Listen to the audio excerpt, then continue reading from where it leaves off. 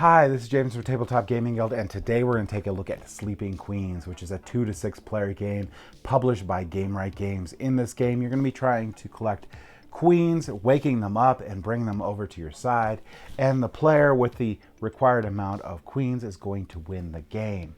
Let's go ahead down the table here. I'm going to show you how to play Sleeping Queens, and then we're going to come back and I'm going to give you my final thoughts.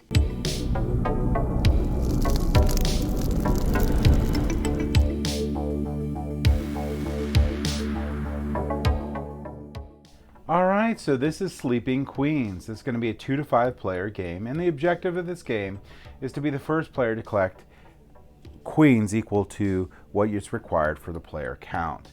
So in this case, if you're playing a 2 to 3 player game, you're going to need to collect 5 queens or 50 points. I'll show you what that means in a second. If you're playing a 4 to 5 player game, you're only collecting 4 queens or 40 points. And setup for this game is really easy. What you're going to do is there are going to be 2 different backs. This is going to be the back for the queens, and this is your back for your player deck here. You're going to shuffle up all these queens here. You're going to put them in 2 rows here. So 6 on one side and 6 on the other side. And you're going to shuffle this up and put your play deck in the middle. You're then going to draw and deal out 5 cards to each player. So each player here is going to get 5 cards. So once we have our 5 cards, we're ready to play. And basically what you're going to do throughout the game is you're going to play 1 card, draw 1 card. Now there's a couple special things with this, what I'll show you in a second. But you're trying to collect these queens, if you remember.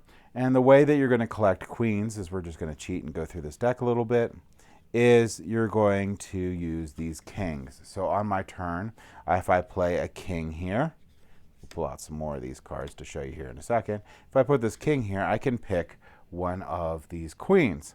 Now, I pick a queen, and then I get to put it in my play area. Now, there's a couple special queens in the game. There's going to be the rose queen and the cat and the dog queen. So let me find those real quick. So,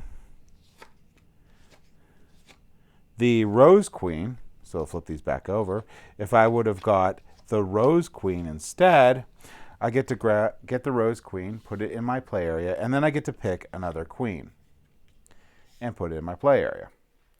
Now that I have that's how the rose queen works. The other one's going to be the cat and the dog queen. So the dog queen should be right here. So the cat and the dog queen, the only thing special about them is they can't be on the same player. So the cat and dog queen can't be together. If you end up getting the cat or the dog queen to have the pair in your area, you're going to pick one and place it back into this area. Those are the only special queen powers. Other than that, they're just normal queens in here, and you're just trying to collect the amount of queens as you want or the points for the player count. Now, there's a couple other special cards in this game, and they work this way. So if I think I pulled out a joker. So if I play the joker on my turn, I'm going to flip over this card. When I flip over this card, if it's a numbered card, I'm going to start counting with me and count each player. So if this is going to be like, say, a 4-player game, I would say 1 for me, 2, 3, 4, and this player would be able to get a queen. That's if I draw a numbered card. If I drew any other card, so if I drew a king or any of the other cards that aren't a numbered card, those just go into my hand. So that's really cool. So the other cards that are available in this game, you're going to have a knight card. These are the knights. These knights you can play to steal an opponent's queen.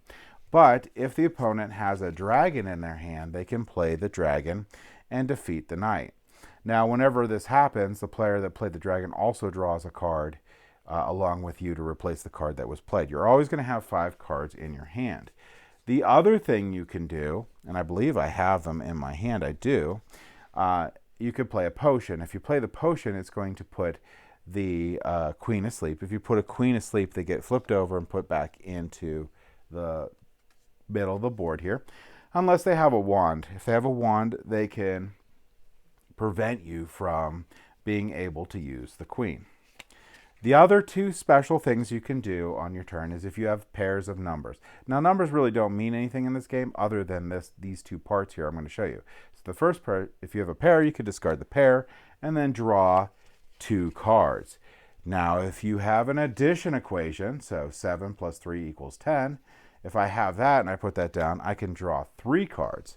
So that's a way of actually being able to replenish your hand faster, and a way for the kids to pay attention to what's in their hand. So they'll learn addition in there, but really it's more of strategy and paying attention and being able to concentrate on their cards, which is hard for the younger children to be able to do, so it's a good skill to learn. The game's simply going to end when you hit your amount that was set by a player count. So in a 4-player game, we need to have 4 queens. But once that's hit, the game will end. The other way that the game will end is in, let's say, I'm playing a 4-player game, you need the 4 queens, or 40 points. So if these totals here, which they have a number here in the upper right-hand corner, equal up to 40, you just immediately win and the game ends. And that's it. That's going to be how you're going to play Sleeping Queens. Let's go ahead back up the table here, and I'll give you my final thoughts on Sleeping Queens.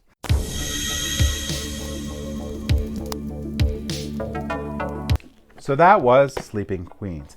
Now, my children, younger children, love this game. This game is a lot of fun. The card quality is great in this game.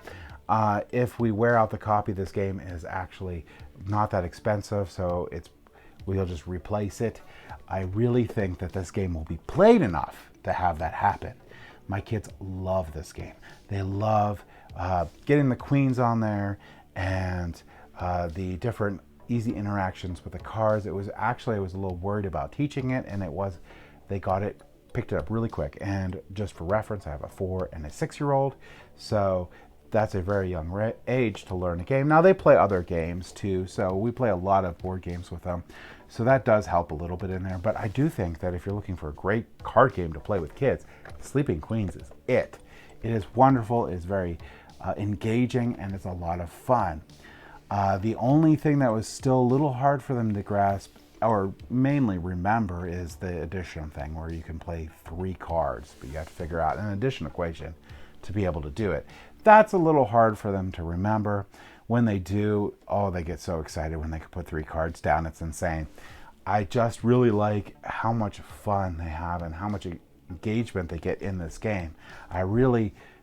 We have a lot of games here that I play with them, but not a lot of them actually get their full attention, and they're really excited, and they continually ask to play Sleeping Queens. And I can't think of any better recommendation for a game than people loving to play it. So that's my thoughts on Sleeping Queens. Thank you for watching.